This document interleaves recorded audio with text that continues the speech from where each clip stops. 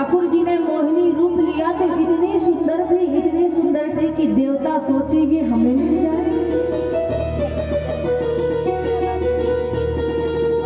राक्षस सोचे ये हमें मिल जाए। जितने सारे वहां पर बैठे हुए थे देवता सब सोचे कि हमें मिल जाए, मोहिनी भगवान कितने सुंदर है। सब उनकी मोहिनी स्वरूप में मोहित हो गए। चंद्रमा सोचे हमें मिल जाए, भोलेनाथ सोचे हमें मिल जाए। मोहिनी भगवान को देख करके सब अपनी गृहस्थी बनाने के लिए, गृहिणी बनाने के लिए सोचने लगे। लेकिन उनमें से एक देव ऐसे थे, सूर्य भगवान।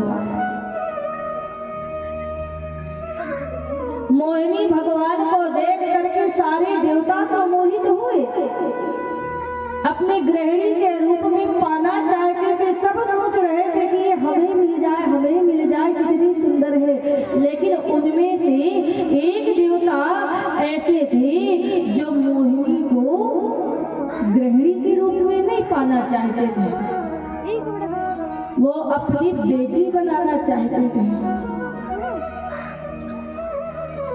ये मोहिनी हमें बेटी के रूप में मिल जाए।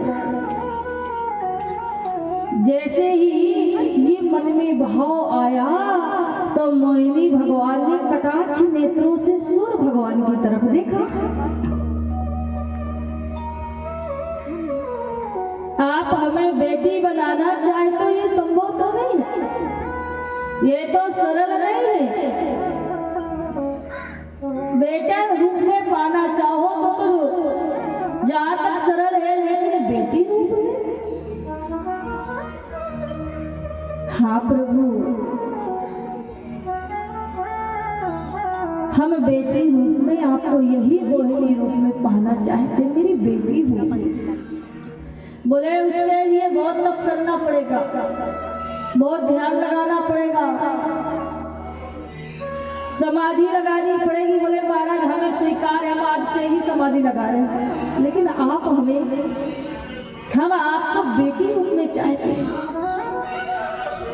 अच्छा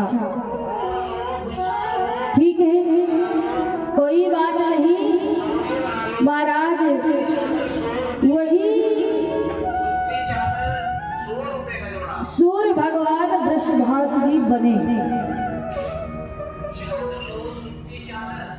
और मोहिनी भगवान उनकी बेटी के रूप में आई। कैसे आई?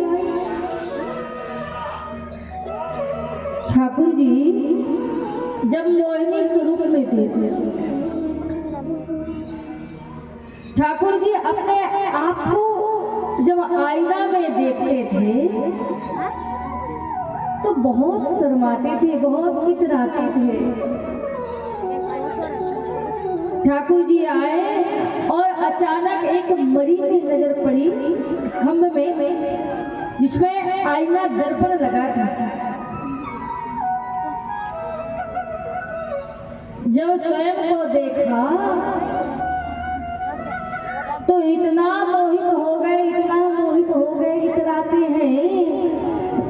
रुक्मणी जी की पेटीली निकाली और जितना सारा श्रृंगार का सामान रखा था वो लिया और सजने लगे। बेदी लगाते हैं, नथ बेसर पहनते हैं, काजल लगाते हैं, पायल पहनते हैं, वस्त्र पहनते हैं, बिंदी लगाते हैं, सारा श्रृंगार कर लिया, चूनर ओढ़ ली। और ज्यों ही आईना के सामने खड़े हुए स्वयं को देखा तो ऐसा दिव्य प्रकाश महाराज प्रकट हुआ कि ठाकुर जी ने आंखी को, नेत्र को